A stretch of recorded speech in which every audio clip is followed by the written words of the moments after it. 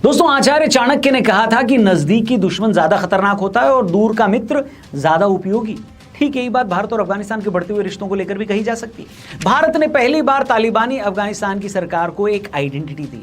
भारत ने अफगानिस्तान के लिए अपने डिप्लोमेटिक रास्ते ओपन किए। हाल ही में देश के विदेश मंत्री एस जयशंकर जी ने भारत आए अफगानिस्तान के फॉरेन मिनिस्टर के साथ एक अहम मीटिंग की और ये क्लियर किया कि भारत अफगानिस्तान की राजधानी काबुल में अपनी एम्बेसी दोबारा खोलने जा रहा है। इसके साथ ही अफगानिस्तान तालिबान को इस फैसले के बाद एक लेजिटिमेसी मिली है, जहां वो दुनिया के नेताओं के सामने अपने देश के नेताओं को बिठा सकता है। भारत ने पहली बार ऐसा नहीं किया है जिससे अफगानिस्तान के लोगों का फायदा हो। आज भले ही अफगानिस्तान में तालिबानी राज हो, शासन हो, लेकिन भारत ने हमेशा से अफगानिस्तान के लोगों की भलाई ही चाहिए। अफगानिस्तान को एक कैंसर हॉस्पिटल से लेकर एम्बुलेंस सेवाएं देने का भी हमने वादा किया है। वहीं भारत ने इससे पहले उस देश के संसद भवन हो या भूकंप, वहां के लोगों की लगातार मदद की। नदियों की बाढ़ से बचाने के लिए बांध बनाना हो या फिर वहां के बच्चों की पढ़ाई के लिए एजुकेशन वीजा देना हो, हमेशा से भारत और अफगानिस्तान के संबंधों में पिछले 10 सालों में एक नया आयाम देखा गया है। अब भारत जैसे देश के साथ अफगानिस्तान के बढ़ते हुए डिप्लोमेटिक रिश्ते पाकिस्तान और अमेरिका दोनों को ही परेशान कर सकते हैं। इसके कई कारण हैं। कुछ कारण तो हमने आपको अपनी पिछली वीडियो में बताए थे, लेकिन इस वीडियो में हम सिर्फ उन रीजन के बारे में बात करेंगे जहां भारत का अफगानिस्तान के साथ ये डिप्लोमेटिक रिलेशन कैसे हमारे बॉर्डर सिक्योरिटी के लिए सबसे ज्यादा अहम है। Afghanistan's Foreign Minister Amir Khan Muttaqi's visit to India. Afghanistan's neighbor Pakistan is now dealing with its own domestic problems. The Afghanistan Foreign Minister Amir Khan Muttaqi of Taliban-led government in Afghanistan is in India for a week-long visit aimed at engaging on bilateral and regional matters. Foreign Minister of the Taliban, Amir Khan Muttaqi. He is on an 8-day trip to India. He met with India's Foreign Minister S. Jaishankar. सबसे पहले तो अफगानिस्तान की सीमा Pakistan, Iran, Turkmenistan, Uzbekistan, Tajikistan और चीन से लगती है। यहीं से दक्षिण एशिया, मध्य एशिया, पश्चिम एशिया और चीन के रास्ते भी खुलते हैं। अमेरिका को भी जब एशिया पर नजर रखनी थी तो उसने अफगानिस्तान में ही अपना डेरा जमाया था। उससे भी पहले सोवियत रूस ने यह काम किया हुआ था, लेकिन कोई भी बड़ा देश वहां अपना कंट्रोल बनाए नहीं रख पाया। करीब 20 साल से ज्यादा टाइम तक अफगानिस्तान में रहने के बाद भी अमेरिका को वहां से अपना बोरिया बिस्तरा बांधकर निकलना पड़ा। यही एक बहुत बड़ा रीजन है कि इस इलाके को ग्रेवयार्ड ऑफ एम्पायर्स कहा जाता है। दरअसल इन इलाकों में हिंदुकुश और पामीर जैसी बड़ी पहाड़ियां जो नेचुरली काफी टफ टेरेन्स बोले जाते हैं। इसकी वजह से यहाँ अटैक और बाहरी कंट्रोल भी काफी मुश्किल हो जाता है। वैसे भी अफगानिस्तान का इतिहास रहा है कि यहाँ अफगानिस्तान से बाहर जो भी कोई आया है, दूसरा एम्पायर कभी सफल नहीं हो पाया है। लेकिन अफगानियों की एक बहुत बड़ी नफरत पाकिस्तानियों से है। सबसे पहले तो अमेरिका के कहने पर अफगानिस्तान के अंदर पाकिस्तानी वायुसेना ने बार बार हवाई हमले किए।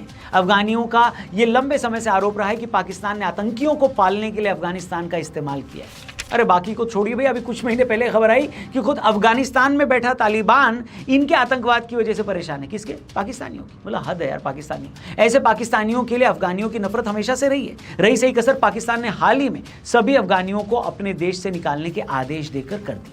अफगानिस्तान के खिलाड़ी इब्राहिम ज़ादरान ने 2023 क्रिकेट वर्ल्ड कप में पाकिस्तान के खिलाफ अपनी शानदार पारी के बाद player of the match award को पाकिस्तान से निकाले जा रहे अफगान शरणार्थियों को समर्पित किया। उन्होंने कहा कि ये अवार्ड उन लोगों के लिए है जिन्हें पाकिस्तान से वापस अफगानिस्तान भेजा जा रहा है। इसके अलावा अफगानिस्तान के कप्तान हशमतुल्लाह शाहिदी ने भी पाकिस्तान में रह रहे अफगान के शरणार्थियों के लिए अपनी टीम की जीत को समर्पित किया था। इसने पूरी दुनिया के सामने पाकिस्तान की नाक कटवाई थी इस इंसिडेंट में। लेकिन चलो, नंगे को कितना भी नंगा कर लो, उसे थोड़ी ना फर्क पड़ता है। गाली दे रहा है कोई। अब ऐसा नहीं कि पाकिस्तान ने ये काम फ्री में किया था। दरअसल अफगानों को अपने यहाँ शरण देने के लिए पाकिस्तानियों ने अमेरिका, UNHRC, यूरोपीय संघ, OPEC जैसी संस्थाओं से मोटा पैसा कमाया ताकि अफगान शरणार्थियों के लिए मानवीय सेवाएं पूरी की जा सके। 2022 में अमेरिका ने अकेले करीब $60 मिलियन और अब तक $273 मिलियन की सहायता पाकिस्तान को दे दी है। इसी तरह EU, UNHCR और अन्य अंतर्राष्ट्रीय संगठनों की ओर से हर साल करोड़ों डॉलर्स पाकिस्तान को दिया जाता है, जिससे कि अमेरिका के फैलाए रायते को पाकिस्तान साफ कर सके। लेकिन नवंबर 2023 से पश्चिमी देशों में पलायन करने वाले अफगानों के लिए इन्होंने एक एग्जिट फी वसूलना शुरू कर दिया, जो हर अफगानी नागरिक पर लगभग $830 बैठता है। यही रीजन है कि अफगानिस्तान पाकिस्तान के खिलाफ भारत के स्ट्रैटेजिक ऑपरेशन के लिए एक महत्वपूर्ण बेस बन सकता है। पाकिस्तान ने एक और मौका हाल ही में अफगानिस्तान में बमबारी करके हमको दे दिया। अब बताने वाले कहते हैं कि अफगानिस्तान के बॉर्डर पर पाकिस्तान की जो सेना है उसकी अच्छे से सेवा खातिरी की जा रही है भाई साहब। वहीं दूसरा रीजन है अफगानिस्तान की आज की जियोपॉलिटिकल सिचुएशन, जहां अमेरिका के अफगानिस्तान से भागने के बाद यहां तालिबानी शासन आ गया। ये टेक्निकली एंटी अमेरिकन ये लोग माने जाते हैं। कौन? तालिबानी। इस स्थिति में अफगानिस्तान अमेरिका के लिए मिलिट्री या स्ट्रैटेजिक रूप से वीक हो गया है और इसका रीजनल इंपॉर्टेंस बढ़ गया है। किसका? अफगानिस्तान का। भारत ऐसी सिचुएशन में अफगानिस्तान में अपने प्रभाव को बढ़ा सकता है। ये एक ऐसा अलायंस हो सकता है जिसकी जरूरत अभी भारत को भी है, अफगानिस्तान को भी। भारत की जरूरत जहां पाकिस्तान को कंट्रोल करने की है, वहां अफगानिस्तान तालिबान को इस समय ऐसे देशों के समर्थन की जरूरत है जो उन्हें डिप्लोमैटिक टेबल पर एक जगह दिलाए। भारत जैसा देश ये काम आसानी से कर सकता है। इस एक डिसीजन से रीजनल पावर बैलेंस में एक बड़ा शिफ्ट देखने को भी मिल सकता है। भारत का अफगानिस्तान में दूतावास खोलना अमेरिका की विदेश नीति को चुनौती देने जैसा है।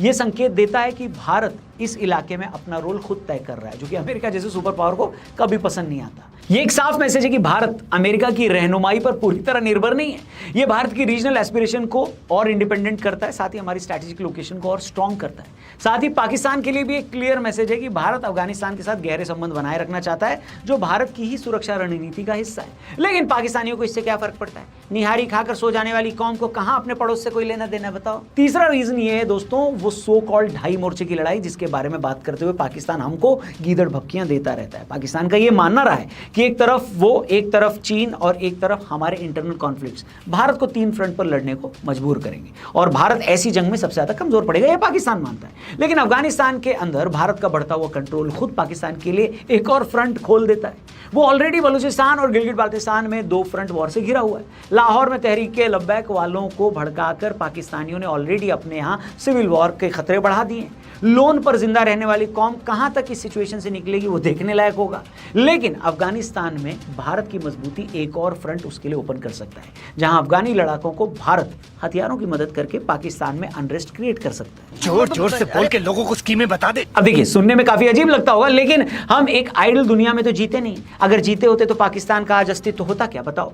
पर जब देश पाकिस्तान हो तो वहां सब जायज, क्योंकि पाकिस्तान एक भी ऐसा मौका नहीं छोड़ता है जहां हमारे यहां अनरेस्ट क्रिएट किया जा सके, हमेशा वो करवाता है। तालिबानी लड़ाके वैसे भी लड़ने के शौकीन होते हैं, क्योंकि उन्होंने लाइफ में इसके अलावा और क्या ही सीखा है। दूसरी तरफ पाकिस्तानी आर्मी के अंदर जर्नैलों का तो या तो प्लॉट या जमीन घेरना काम है, या विदेशों में वो लोग बंगले खरीदते हैं। Pakistan already multiple front open कर चुका है। ऐसे में 3 फ्रंट छोड़िए, पाकिस्तान एक फ्रंट पर भी खड़े रहने लायक नहीं है। ऐसे में भारत हर वो काम करेगा जिसकी वजह से पाकिस्तान अपने एंटी इंडिया मंसूबों को कभी पूरा न कर पाए। एक और इंपॉर्टेंट पॉइंट ये है दोस्तों कि एक मजबूत अफगानिस्तान ईरान को हमारी सीमाओं से दूर रखता है। ईरान एक शिया देश है जिसको ज्यादातर मिडिल ईस्ट के देश फूटी आंख नहीं सुहाए हैं। वहां के लीडर खमैनी के नेतृत्व में ईरान पहले से भी ज्यादा रैडिकल होता जा रहा है। ये बात अलग है कि भारत और ईरान के डिप्लोमेटिक रिश्ते बढ़िया हैं, लेकिन दुनिया बदलते हुए कहाँ टाइम लगता है दोस्तों। अब ईरान ने इस समय इजराइल के साथ अपने फ्रंट खोले हुए हैं। जाहिर सी बात है अमेरिका यहाँ अपना दखल देगा, वो चाहकर भी इससे पीछे नहीं हट सकता। वहीं तुर्की ईरान का एक ऐसा पड़ोसी देश है जो ईरान की तरह इस पूरे इलाके पर अपना डोमिनेंस बनाए रखना चाहता है। लेकिन ईरान की प्रॉब्लम ये है कि उनके इंटरनल कॉन्फ्लिक्ट इस समय सबसे ज्यादा है, चाहे वहां की रेडिकल सरकार के खिलाफ विद्रोह हो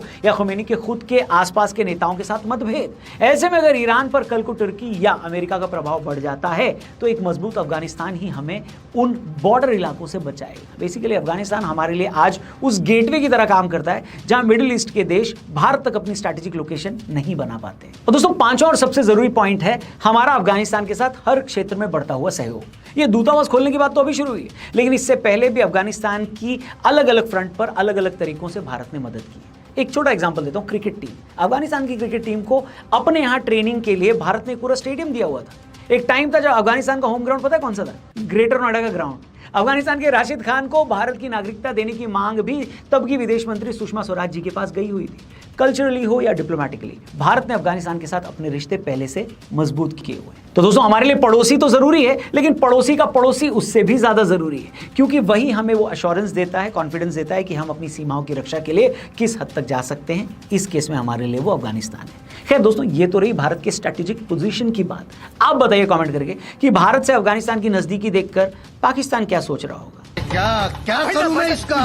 क्या करूं इसका? मुनीर क्या सोच रहा होगा? शहबाज शरीफ क्या सोच रहे होंगे? वहां क्या हलचल मची होगी? कमेंट करके जरूर बताना। चैनल को सब्सक्राइब करके जाना। जल्दी मिलते हैं, अपना ख्याल रखिए। जय हिंद, वंदे मातरम।